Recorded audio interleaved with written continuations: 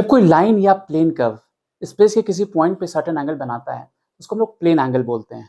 End of course ये 2 dimension setup है। But अगर उसी जगह कोई सरफेस स्पेस के किसी पॉइंट पे जो एंगल बनाएगा वो ऑफ कोर्स 3 डायमेंशन होगा, और इसी 3 डायमेंशन एंगल को हम लोग सॉलिड एंगल बोलते हैं। सॉलिड एंगल का वाइड एप्लीकेशन फिजिक्स में, चाहे आप इलेक्ट्रोस्टैटिक फ्लक्स की बात करो, ग्रेविटेशनल फ्लक्स की बात करो, ऑप्टिक्स में बात करो या रेडिएशन में बात करो, हर जगह इसका एप्लीकेशन है। इस वीडियो में हम लोग सॉलिड एंगल के कॉन्सेप्ट को डिटेल आउट करेंगे, और अगर वीडियो आपको अच्छा लगे तो इसको शेयर करना ना भूलें। तो आइए शुरू करते हैं सॉलिड एंगल के कॉन्सेप्ट को। तो सबसे पहले सॉलिड एंगल को समझने के लिए जो हमारे पास बेस्ट एग्जाम्पल है वो था आइसक्रीम कोन का, राइट। और that is kind of right circular cone. Right circular cone किसको बोलते हैं? जिसमें जो एक्सिस होता है कोन का और जो बेस होता है कोन का वो म्यूचुअली, मतलब जो बेस एरिया होगा और एक्सिस ऑफ कोन वो म्यूचुअली परपेंडिकुलर होता है। तो पहले हम लोग उस सिंपल एग्जांपल से समझते हैं सॉलिड एंगल के कॉन्सेप्ट को, फिर हम उसको जनरलाइज करने की कोशिश करेंगे। तो लेट्स से कि हम एक छोटा सा सरफेस एरिया लेते हैं। लेट्स से ये जो सरफेस एरिया है ये एक डिफरेंशियल एरिया है, बहुत छोटा एरिया है, और ये एक राइट सर्कुलर कोन बना रहा है यहाँ पर, राइट। तो यहाँ पर जो भी एक्सिस होगा, ये जो एक्सिस होगा, और यहाँ पर इसका जो वर्टेक्स आप यहाँ पे ओरिजिन ले सकते हो, और एक पोजीशन वेक्टर, इस बेस एरिया का जो सेंटर है उसका पोजीशन वेक्टर r है, और इसका जो एरिया वेक्टर होगा ऑफ कोर्स वो क्या होता है, एरिया के परपेंडिकुलर होता है, वो इस डायरेक्शन में होगा, राइट। तो डी मेरा इस डायरेक्शन में होगा। तो हमने एक स्पेशल केस लिया है जहां पर ये जो r है, जो बेसिकली वर्टेक्स, जो कोन का जो वर्टेक्स है और इस बेस एरिया का जो सेंटर है उसको ज्वाइन करता है, उसकी तरफ डायरेक्टेड है, और डीए भी क्या है, इसके पैरेलल है, राइट। तो ये जो 3 डायमेंशनल एंगल है ना, इसी को हम लोग क्या बोलते हैं, सॉलिड एंगल बोलते हैं। सॉलिड एंगल को हम लोग ओमेगा से डिनोट करते हैं, क्योंकि यहाँ पर एक डिफरेंशियल, हमने एक डिफरेंशियल एरिया लिया है, तो यहाँ जो एंगल भी बन रहा है वो डिफरेंशियल सॉलिड एंगल होगा, ठीक है। तो इसको हम लोग ओमेगा से डिनोट करते हैं, और ओमेगा का जो एसआई यूनिट होता है, ओमेगा मतलब हो गया सॉलिड एंगल, राइट। तो एसआई यूनिट ऑफ ओमेगा जो होता है ये होता है स्टेरेडियन, या इसको शॉर्ट में हम लोग एसआर बोलते हैं, ठीक है। तो जैसे प्लेन एंगल का रेडियन होता था, यहाँ पे स्टेरेडियन होता है, ठीक है। तो ये जो डिफरेंशियल जो आपका सॉलिड एंगल है, इसको जो डिफाइन किया गया है वो किया गया है differential area divide by r square, ठीक है। अब हमने तो यहाँ पे एक स्पेशल केस लिया जहां पर ये जो आर है और डी है ये बिल्कुल पैरेलल है, बट हमेशा ऐसा वो जरूरी नहीं है। इसलिए जब हम जनरल डेफिनेशन की बात करते हैं तो यहाँ पर इस एरिया को थोड़ा सा टिल्ट कर लेते हैं। तो जैसे जनरल केस में क्या होगा कि ये जो एरिया होगा, ये एरिया की हम बात करें, राइट, तो ये कुछ ऐसा हो सकता है, राइट, ऐसा हो सकता है, जहां पर ये जो ज्वाइन करोगे पोजिशन वेक्टर आर और इसका जो एरिया वेक्टर है, एरिया वेक्टर जो है वो कुछ एंगल पे हो सकता है, राइट, जनरल केस में। लेट्स से ये एंगल अल्फा बन रहा है, तो यहाँ जो सॉलिड एंगल बनेगा, डिफरेंशियल सॉलिड एंगल, वो हम क्या बोलेंगे, वो हो जाएगा डिफरेंशियल सॉलिड एंगल, राइट। ये जो होगा d a cos alpha, right, by r square. या आप इसको इंटीग्रेट कर सकते हो। जब हम लोग बात करते हैं जनरल डेफिनेशन की, हम लोग डिफरेंशियल फॉर्म में लिखते हैं, राइट, बाय आर स्क्वायर। तो यहाँ पर जो टोटल सॉलिड एंगल होगा वो d a cos alpha divide by r square हो जाएगा। तो आप ये इसका जनरल डेफिनेशन कह सकते हो, ठीक है। डिपेंडिंग ऑन डिफरेंट सर्फेसेस जो ओमेगा का वैल्यू होगा वो अलग अलग होगा, ठीक है। हालांकि हमारा जो कंसर्न रहेगा वो ये स्पेशल केस ही रहेगा। हम लोग, हमारा काम यहाँ से ही हो जाता है, इससे ज़्यादा की जरूरत हमें नहीं पड़ती है, बट लेकिन हमें एक जनरल डेफिनेशन पता होना चाहिए कि सॉलिड एंगल का जनरल डेफिनेशन क्या होता है। तो इसको हम लोग समझते हैं। अब एक बहुत अच्छा एग्जाम्पल हमारे पास स्फीयर का है। जैसे स्फीयर भी क्या है, 3 डायमेंशनल बॉडी है, राइट। उसका जो सरफेस एरिया होगा वो स्फीयर के सेंटर पे सर्टेन एंगल बनाएगा, और क्योंकि वो भी 3 डायमेंशनल होगा तो वो क्या होगा, सॉलिड एंगल होगा, ठीक है।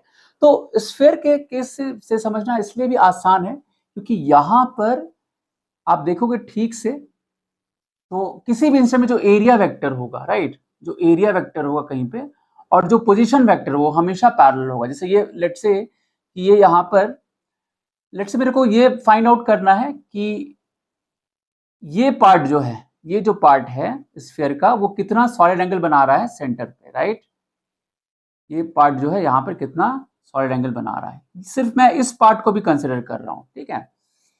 तो अगर हमें ये बताना है कि ये सरफेस जो है यहाँ पे कितना सॉलिड एंगल बना रहा है, तो इसके लिए हमें इस सरफेस का एरिया निकालना पड़ेगा, ठीक है। अब वो सरफेस का एरिया हम लोग कैसे निकाल सकते हैं? तो जैसे आप ऐसा समझ लो कि ये जो सरफेस एरिया हो, क्योंकि ये 3 डायमेंशनल सरफेस एरिया होगा, आप इमेजिन कर सकते हो ये कुछ इस टाइप का 3 डायमेंशनल सेटअप होगा, राइट? ऐसा कुछ सेटअप होगा। तो ये बेसिकली आपको पूरा एरिया ऐसा चाहिए, राइट?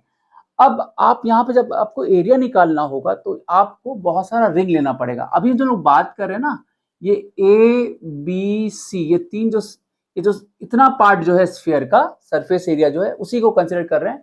तो बेसिकली ये जो ए बी सी है, ये जो सरफेस बन रहा है आपका, ये यहाँ पे कितना एंगल सबटेंड कर रहा है वो हम लोग निकालने की कोशिश कर रहे हैं, ठीक है। तो हमें सबसे पहले ये पूरा जो सरफेस एरिया आ रहा होगा, राइट, ये सरफेस एरिया निकालना पड़ेगा, जिसको आप डायरेक्टली नहीं बता सकते हो। तो हम क्या करेंगे कि यहाँ पे बहुत सारा रिंग लेंगे, राइट, उस रिंग का एरिया निकालेंगे, उसको फिर हम इंटीग्रेट करेंगे, ठीक है। इंटीग्रेट करेंगे कहाँ से कहाँ तक? यहाँ से लेके हमें यहाँ तक इंटीग्रेट करना पड़ेगा। हम मान सकते हैं कि ऐसा जो बन रहा है, जो सरफेस बन रहा है, बहुत सारा रिंग से बन रहा होगा, राइट।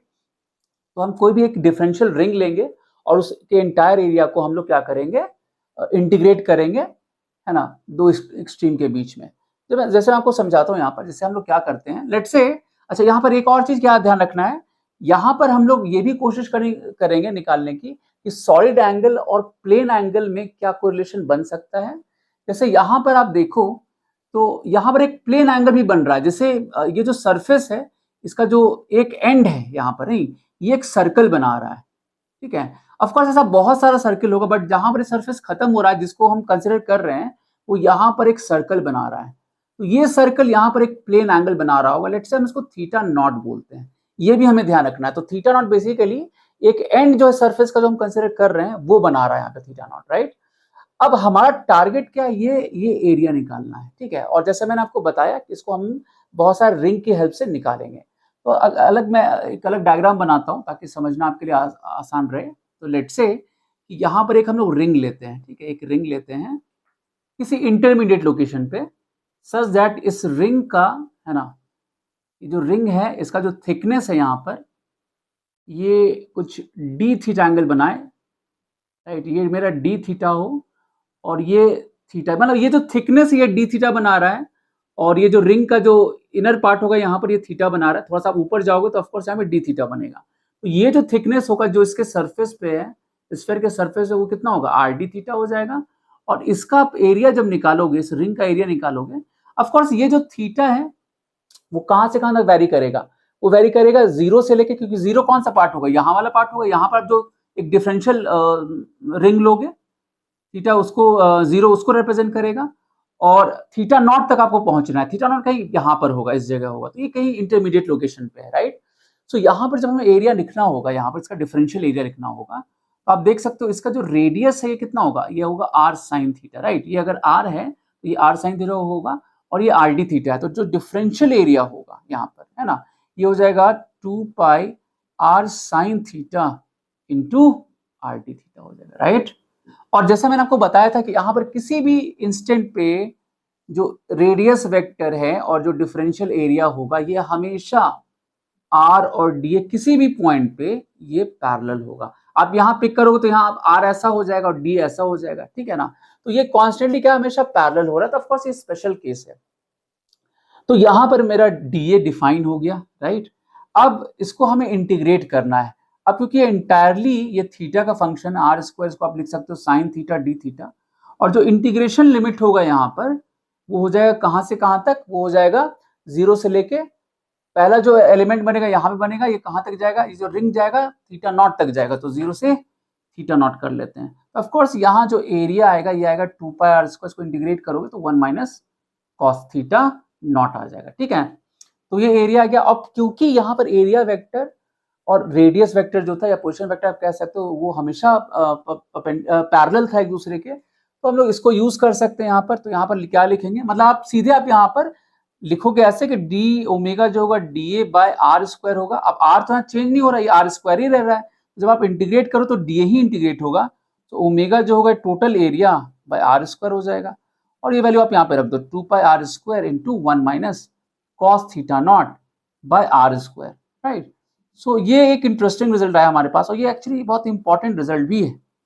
ये जो वैल्यू आया हमारे पास यहाँ पर, ये सॉलिड एंगल है, और थीटा नॉट यहाँ पे प्लेन एंगल है। प्लेन एंगल जो आप कह सकते हो कि ये जो ट्रायंगल बना रहा है यहाँ पर, राइट, ऐसा कह सकते, ट्रायंगल बनेगा ना। ऑफ कोर्स ये थीटा नॉट इस जो हम सरफेस कंसीडर कर उसका एक एंड है, but at the same time ये एक प्लेन एंगल को भी रिप्रेजेंट कर रहा है, राइट। तो ये जो होगा कॉस थीटा नॉट, तो ये बेसिकली एक रिलेशन आ गया सॉलिड एंगल और प्लेन एंगल के बीच में। अब आप जरा सोचो कि अगर आपको इस पूरे सरफेस को, ये जो सरफेस हमने लिया, अगर पूरे स्फीयर के लिए लें, तो ये जो इंटीग्रेशन लिमिट होगा वो कहाँ से कहाँ तक आ जाएगा, वो 0 से लेके कहाँ तक आ जाएगा, वो पाई तक आएगा, ठीक है ना। आप देखो ना, ये जो सरफेस बन रहा है ऐसा, ये कहाँ से कहाँ, यहाँ से बनना शुरू होगा और ये एक एंड तक जाएगा। जब ये दूसरे एंड यहाँ तक पाई तक जाएगा तो इस पूरे स्फीयर को कवर कर लेगा, तो उसके कॉरेस्पॉन्डिंग एक स्फीयर पे जो टोटल सॉलिड एंगल बनेगा वो हमारे पास आ जाएगा, right. So in that case जो थीटा नॉट होगा वो ऑफ कोर्स कितना हो जाएगा, वो पाई हो जाएगा। तो हम देखते हैं, तो ओमेगा हम इंटायर स्फीयर के लिए देखें, इंटायर स्फीयर जो सेंटर पे बनाएगा, तो 2 pi into 1 minus cos theta not, और कॉस पाई हो जाएगा, राइट, थीटा नॉट, और कॉस पाई होता है -1, तो ये 1 माइनस -1 2, ये कितना हो जाएगा, 4 पाई हो जाएगा। अब ये एक बिल्कुल स्टैंडर्ड रिजल्ट है, जस्ट लाइक एक सेंटर पे, सर्कल के सेंटर पे जो टोटल एंगल बनता था वो 2 पाई था, वो प्लेन एंगल था। यहाँ पर कितना बना, 4 पाई स्टेरेडियन, इतना सॉलिड एंगल बनेगा। तो एक स्फीयर अपने सेंटर पे क्या करेगा, 4 पाई स्टेरेडियन इतना सॉलिड एंगल बनाएगा। ये स्टैंडर्ड रिजल्ट है, ये हमें पता होना चाहिए, ठीक है। तो आई होप जो सॉलिड एंगल कॉन्सेप्ट आपका क्लियर है। हमारा जो यूजुअली कंसर्न रहेगा वो वही रहेगा जहां पर आर और डी ए जो है म्यूचुअली पैरेलल होगा, ठीक है। बट अगर जनरल डेफिनेशन हम बात करें तो वो भी मैंने आपको बताया था कि वो d a cos alpha divide by r square, वो डिफरेंशियल सॉलिड एंगल होगा, ठीक है। बट यूजुअली हमें उसकी जरूरत नहीं पड़ती है, स्पेशल केस से हमारा काम बन जाएगा। अब इसका एप्लीकेशन देखते हैं फिजिक्स में, इसको कैसे यूज करेंगे। जैसे इलेक्ट्रोस्टैटिक फ्लक्स हमारे यहाँ कंसर्न है, तो उसमें लेट से हम उसको कैसे यूज करेंगे, अगर मेरे को सॉलिड एंगल की हेल्प से निकालना है इलेक्ट्रोस्टैटिक फ्लक्स को, ठीक है। तो जैसे लेट से कि आपको ये बताना है कि लेट से आपको ये बताना कि एक चार्ज है, एक चार्ज यहाँ पे रखा हुआ है, और यहाँ से लेट से x डिस्टेंस पे एक डिस्क है जिसका रेडियस स्मॉल r दिया हुआ है, ठीक है। हमें बताना है कि यहाँ से कितना फ्लक्स पास कर रहा होगा, ठीक है। तो फ्लक्स का अगर हम डेफिनेशन से चलें, है ना, flux basically number of field lines को रिप्रेजेंट करता है। तो ऑफ कोर्स हमें बहुत सारा फील्ड लाइंस जा रहा होगा, ऐसे जा रहा होगा, ऐसे जा रहा होगा, ऐसे जा रहा होगा, ऐसा बहुत सारा फील्ड लाइंस जा रहा होगा, राइट, ऐसा बहुत सारा फील्ड लाइंस जा रहा होगा। तो फ्लक्स जो है डायरेक्टली प्रोपोर्शनल होता है जो number of field lines pass करता है किसी सरफेस से। तो हमें बताना है कि कितना फ्लक्स इससे पास करेगा, इस सर्कल से पास करेगा, है ना, हमें ये बताना है। अब इसका रिलेशन सॉलिड एंगल से कैसे है, एक जो तरीका है वो क्या है, जैसे आप फ्लक्स का जो बेसिक डेफिनेशन आप उसको यूज कर सकते हो। वहां पर क्या, जैसे यहाँ पे इलेक्ट्रिक फील्ड इस तरफ काम कर रहा है और जो एरिया वेक्टर इस तरफ है, तो ऑफ कोर्स ये जो एंगल होगा वो वेरी करेगा हर एक पॉइंट पे। तो यहाँ पे आप रिंग को लेकर के आप इंटीग्रेट करके उसको निकाल सकते हो, बट वो हुआ इंटीग्रेशन का तरीका। हम लोग जो बात करेंगे वो बात करेंगे सॉलिड एंगल के टर्म्स में कैसे कैलकुलेट करें, राइट, वो आपको ऑलरेडी पता होगा, क्योंकि हमारा यहाँ कंसर्न है सॉलिड एंगल की हेल्प से समझना कि उसको कैसे अप्लाई करते हैं इलेक्ट्रोस्टैटिक्स के प्रॉब्लम को सॉल्व करने में, ठीक है। तो अब यहाँ पर आप ऐसे समझ सकते हो कि आपको क्या करना है, यहाँ पे इसका जो दो एंड है इसको आप ज्वाइन करो पहले, राइट, ऐसे ज्वाइन करो। तो इसको लेट से हम आर बोलते हैं। अब इमेजिन करना कि एक स्फीयर जो है यहाँ से पास कर रहा, तो वो स्फीयर कैसे पास करेगा, अब जरा सोचो। ये रेडियस आर है, ये रेडियस आर है, जो इसका एक्सट्रीम एंड होगा, ये जो सर्कल हमने माना इसका एक्सट्रीम एंड, तो यहाँ से वो जो सॉलिड एंड जो स्फीयर बनेगा वो कैसा बनेगा, वो स्फीयर जो होगा, है ना, कुछ ऐसा बनेगा। ये बहुत अच्छा स्फीयर तो नहीं बना, बट ठीक है, आप मान के चल सकते हो, राइट, ऐसा कुछ स्फीयर बनेगा, ठीक है ना, ऐसा कुछ स्फीयर बनना लेट से, ठीक है। तो अब आप देखो, तो ये सेटअप, अब जैसे हम ऐसा कह सकते हैं ना कि यहाँ से जो फील्ड लाइन पास करेगा इस सर्कल से, उतना ही फील्ड लाइंस होगा जो कि इस सरफेस से पास करेगा, क्योंकि इसका जो सर्कल का जो दो दो एंड है, एक्सट्रीम एंड्स है, ये जो स्फीयर का जो रेडियस है, राइट, बेसिकली उसको, मतलब आप ऐसा कह सकते हो एक कोन बन रहा है, ये जो सर्कल है इस सेंटर पे कोन बना रहा है, राइट। तो ये और वो वाला सेटअप बिल्कुल सिमिलर है, राइट। तो हम ऐसा भी कहेंगे कि जितना फील्ड लाइंस इस सर्कल से पास करेगा उतना ही फील्ड लाइंस ये जो कोरिस्पॉन्डिंग जो सरफेस होगा स्फीयर का वहां से भी पास करेगा। ये कहना बिल्कुल सही है। तो एक्चुअली यहाँ पर ना इनडायरेक्टली हम लोग कैलकुलेट करते हैं और ये रिजल्ट हमें पता है यहाँ पर, राइट। तो जैसे ये हमें पता था, ये जो प्लेन एंगल थीटा नॉट ये हमें पता है। तो जैसे यहाँ पर हम क्या बोलेंगे कि जो ओमेगा होगा वो होगा 2 pi into 1 minus cos theta naught, right.